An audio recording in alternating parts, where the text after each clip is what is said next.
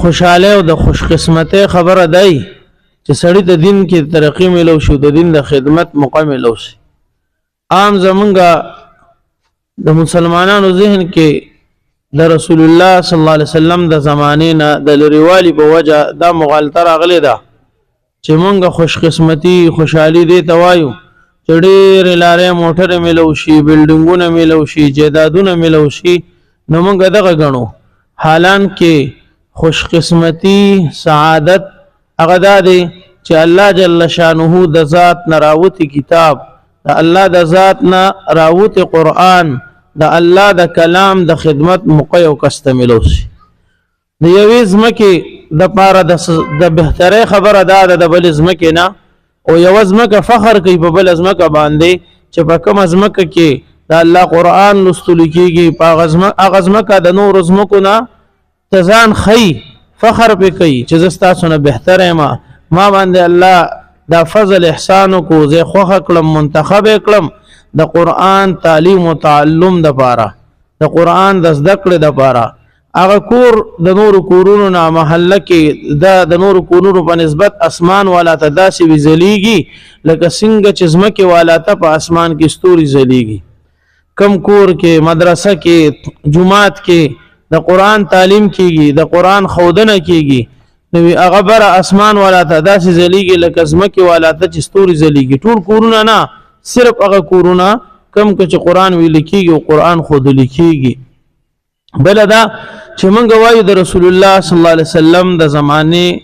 برکتونه اوس ورځ تر ورځې کمیږي. دا یو حق او سچ خبره ده چې څومره سړی د جناب محمد مصطفی صلی الله علیه وسلم د زمانه نه لری کیږي نو هغه برکات چې کوم د رسول الله صلی الله علیه وسلم د ذاتو هغه کمیږي. خو اوس په دې برکاتو باندې ځان پیول پکار دي چې هغه څه برکاتو چې د رسول الله صلی الله علیه وسلم زمانه کې اوس کمیږي. د رسول الله صلی الله علیه وسلم برکات دانو چې لارې موټرې دی وی جیدادونه دی وی غلی دی وی دا ګوړ جوار دی. د رسول الله صلی الله علیه وسلم د زمانه برکات هغه د قرآن تعلیم په قرآن عمل هغه تبلیغ هغه دعوت او هغه جهاد هغه تزکیه نفس دا د رسول الله صلی الله علیه وسلم د زمانه اعمال او د هغه برکاتو. خو چې رسول الله صلی الله علیه وسلم زمونږ نه کله پرده او فرمایلا نو دې کې رو کمیرا شروع شو. اوس کو تاسو ذهن کې یا زمونږ ذهن کې دا مغالطه چې اصل کمال پمال کې دی نو دا مغالطه را ځکه چې رسول الله صلی الله علیه وسلم په خپل داسې غریبو چې کله وفات شونه یو يهودي سره زرا پرهن کې غاڼه کړي و د قرض په بدله کې په داسې حالت کې حالان کې الله جل شانه ورته خپل او فرمایل ای زما حبیبا کوته چر غواړي زب درته د تهامه د غرونه د سونی د چاندې کم په کوم چې تزيد غرونه به سره زی او سونو چاندی د لګوي استعمالوي ته استاد کلوسو تړوسو پورم دانه ختميږي. جناب محمد مصطفی صلی الله علیه وسلم ته جوابا او فرمایل عرض کو یا الله زما صرف دا خوخه دا چې یو ورځ راته ملو شي نو شکر وکم او چې بل ورځ ناري نو زه صبر وکم. مطلب مې د خبره دا نه دی چې یره مال سه نعمت نه دی خدا مال دومره غټ نعمت نه دی چې څومره موت اغنل دی. غټ نعمت هغه قرآن دی عظیم نعمت هغه قرآن دی. د قرآن عجیب برکتونه دي. کتاب انزلناه الیک مبارک وی الله جل شانو فرمایي چې دا کتاب د قرآن تمه برکت والا نازل کړي دي. برکت والا نازل کړي دي د خبره څه مطلب یعنی د چا چې دې سره لګم جوړو مناسبت راځي هغه به بختوریږي هغه به برکتی کیږي هغه به معزز کیږي هغه به کامیابیږي هغه به د نور نه بهتري. ګوره ښا الله جل شانه د قرآن مناسبت جوړ کو چا سره جناب محمد رسول الله صلی الله علیه وسلم سره. حضور اقدس صلی الله علیه وسلم سردار الانبیاء سید الانبیاء سید الکونین والثقلین جوړ شو. د معراج پشان شرف د رسول الله صلی الله علیه وسلم نه علاوه بل چاته نه دی ملو شوی. کله چې شپه د معراج او نور انبیاء بیت المقدس تراغون شو جناب محمد رسول الله صلی الله علیه وسلم راغله د شپې جبرائیل علیه السلام راوس مسجد اقصا کې د انبیاء روحونو صف جوړ شوی د جناب محمد رسول الله د چکلا د امامت وخراغه جبرائیل علیه السلام حضور اقدس صلی الله علیه وسلم د الله سره اونې و رامخ کې چې دلته په مصلی او درېدل حالانکه صف کې شاته آدم علیه السلام هم شاته ابراهیم علیه السلام هم شاته موسی علیه السلام هم خو صرف صاحب قرآن را مخکې کو چې دا د قرآن فضیلت او عظمت دا چې د امامت مستحق امتی. کوم شپه کې چې قرآن الله نازل کو هغه شپې ته ليله القدر وای د قدر شپه. هغه شپه د ټولو شپو سردار وګرځیدا. الله قرآن کې د شپې په فضیلت باندې باقاعده یو سورت نازل کو انا انزلناه فی ليله القدر وما ادراک ما ليله القدر ليله القدر خير من الف شهر. ودا سورت موږ د قدر په شپه نازل کته د صفته ده د قدر شپه سره هغه د 1000 میاشتو نوم بهتره ده. یعنی قرآن چې په کوم شپه کې نازل شو هغه شپه لاړه د شپو سردار شو. په کوم میاشت کې چې نازل شو هغه میاشت د میاشتو سردار شو. په کوم نبی چې نازل شو هغه نبی د ټول انسانیت او د ټول انبیو سردار شو. په کوم جبه کې چې نازل شو هغه جبه د ټول جبو سردار شو. په کوم زمکه چې نازل شو هغه زمکه د ټول زمکو سردار شو. اوس تاسو خپل سوچو کې او د عقل نه کار واله چې کوم سینا کوم جبه قرآن لولي کوم سینه محفوظ کړي هغه سینه د ټول سینو سردار شو. او هغه سینه دغه جسم دغه بدن د چرتم جهنم ته نشي. الله خپل قرآن کې فرمایي نه قرآن کې نه حدیث کې دي. عالم کعب بن عجرة رضی الله عنه حدیث ته لو جعل القرآن في إهاب ثم ألقي في النار محترقا. وکو دا قرآن چرته په یو شرمنه کې راټول کړی شي او اور ته واچول شي نو او به نسوځي. مولا علی قاری رحمت الله علیه د دې مطلب دا غشته دی. وکو دا قرآن دا حافظ قرآن د سګونا د کبلا چرته اور ته ورغورځول شي نو اور په د باندې اثر نه کوي. د جهنم اور په اثر نه کوي. د سرمن نه مراد د حافظ قرآن سرمن ده او د قرآن نه مراد هغه قرآن دی چې د سینه کې دی او د اور نه مراد د دوزخ اور دی. لو جعل القرآن في إهاب ثم ألقي في النار محترقا. وچا چې قرآن سرمن کې واچو او بیا اور ته ورويشته اور په دغه سرمنه مسرونه کې په قرآن خلا پرېدا قرآن خلا پرېدا. بلا دومره د برکت کتاب دی چې دی په کوم ځمکه باندې لوستل کېږي هغه ځمکه په نور ځمکو باندې فخر کوي. او حقیقت خبره ده چې دا قرآن غوړي په یو ځای کې لوستل دا انسان وس کې نه موت خدا وایو کنه چې دی کور والا په خپل وی چې یاره راځي زمون کور کې به قرآن شروع کو بس دی کې به یو درسګاه شو دی کې به سبق نه دا الله اول د ځمکه خوخه کی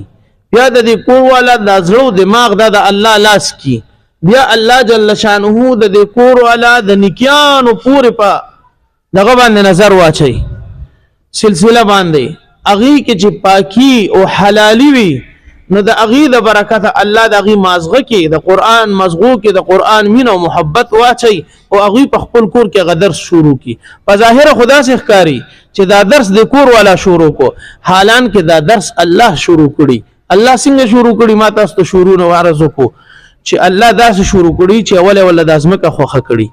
بیا الله جل شانه د دې خاندان د مشران او د برکت په دې موجوده خلکو کې زړه کې د اغي مزغو کې د قرآن مینا واچي او اغي خپل مال حال راوالي اغه خپل د کور حصہ راوالي قرآن ته وقف کې قرآن په شروع. وګوره ښا دا کوم بچي چې قرآن وای یا یو بچي قرآن وای نو قرآن کې راځي چې دام داسې نه ده چې بس د امور پلان لکه رااله قرآن ته کینو لو د قرآن حافظ شو یا عالم شو. ودا الله جل شانه قرآن کې وینا وی دی لزپ د انسانانو کې دا کسان خوخوم څنګه چې سرکار نوکرې له سو کلی کنه د اغي خپل یو معیار وي هغه ګوري د اغي نه پس کسان منتخب کوي خوخی نو بیا هغه نوکرې ته کې نه هغه سیټ ته کې نه نو کو دلته خو په سرکار کې ملاوت او دوکاو رشوت ته درب کاته کې خدا شي نشتا اچ په معیار پورنی الله نه کېنی قرآن ته. الله جل شانه قرآن کې فرمای ثم اورثنا الكتاب الذين اصطفينا من عبادنا. وی دی کتاب وارثان ز سو ګرځوم الذين اصطفينا هغه خلق ګرځوم چې په خپل بندگانو کې هغه زرا خوخ کم را چونو وکم ما ته په معیار پوره ملو شي زما خوخ شي نه هغه راولم قرآن ته کینو. او حالان کې موږ سوایو مونږ وایو چې یو کس وزیر اعظم شو صدر شو د یو کس تنخواه داسې جاب ولګېده چې 20-25 لاک 50 لاک تنخواه ده مونږ وایو بس دی کامیاب شو سرکاري نوکری ملو شو ګاډ ملو شو مونږ وایو دا قسم په الله ډېره زر دا زندگی ختمېدونکې ده مرګ په مام راتلونکی دی په هر چا راتلونکی دی حقیقت سترګې به کولو شي پته به ولګي چې چا وګټله چا وبیلله فسوف ترى اذا انكشف الغبار افرس تحت رجلك ام حمار وړي زر د چې دا دوړه کینی می پته به ولګي چې څوک په خر سور دی څوک په اس سور دی ډیر زر د شیخ صاحب دی په لیکلي دی شیخ زکریا رحمت الله علیه وړي زر د چې پته به ولګي د جمعات په مصالو ناس خلق مدرسو کې په خړو پړو پوزو ناس خلق دوی سې وړل او نور ستاوانو د دې برکات صرف دانی چې دا د حافظ د ذاته پوری یا د قران د قاری یا د قاری د ذاته پوری نه دا خوري پوره خاندان پوری دې سره چې د چا معمولی لګاو می کنه معمولی مرسته او مدد می دغه الله جل شانه پوره ایسه کې چې الله وی ودا زما کتاب دی دا په ما ډیر ګران دی دې سره چې ستا لکشان اسی دغه محبت اظهار مو سره وکړو الله وی غم د ځای نزي دا غي بدلم د پما قرض ده یو د فتاوا رحیمیه کې او درۃ الناسین دوانو کې یو حدیث لیکل دي چې د قران په طالب یا طالب علم باندې چا یو درهم لګاو نو داسې کو دی د الله لار کې د احد د غر برابر سونه خرج کینو چې دا غي څومره اجر دی نو د دې علم په سلسله کې چې ولګاو نو هغه امر اجر بدته په ځان ل ملاويږي اوس تاسو سوچو کې د یو کس بچي د یا بچي دی هغه طالبي کوي داغه کله کپړې لګي کله دغه لګي کېړې لګي کله دوی لګي کله پیس لګي کله کرای لګي دا پلار مور رونه دا ټول خرچه برداشت کوي نو تاسو څه خیال دغه به کم مقامي خدای بس دلته افسوس خبره ده چې ښکاری نه د اخرت دا ګټه د دنیا کې په نظر ناراضي نو موږ دې دوکه کې پروزو چې دا جوړه ماته څه ګټه ملو نشو اډو څه فائدې ملو نشو حالان کې د دې والده محترمه د مولوی صاحب دی او خاص کر د کم د کداغي د کور کې د مدرسه ده او وفات شوه ده دا اندازه به صغیر ته لګي او چې موږ وفات شو بیا به موږ ته لګي چې موږ وفات شو بیا به موږ ته لګي چې موږ څومره ګټه وکړه ګوره زموږ د کورونو کې چې دا کوم ماشومان موږ سره سبق وي دا ماشومان د دې قران ویلو نه پس به اسې نه کینی دا کو واده شي هغه کور به الله جل شانه قرآنی ماحول جوړ کی هغه قرآنی ماحول کې بدا بل تخی بل تخی د دې کور د دې مولوی صاحب دی خپل دارونه والد صاحب دا ټول سره زما به ټول وفات کیږي دی ته بدی به وفات او د اجرونه ثوابونه به ورسي خدای مکه کو دا سلسله د دې په دې کور کې بندم شي بیا هم دې ته ثوابونه ورسي ولی چې دی خو د کور نه داسي ماشومان فارغ کړي دي چې هغه اوس لګیا دي د قران خدمت کوي بل ځای کوي او بیا خپل بچي چې عالمي بیا د هغه شاګردان چې عالمي بیا چې دغه د حدیث ته صراحتن د مسلم شریف چې دا څه کس عمل نامه نه بنديږي چې بچي عالم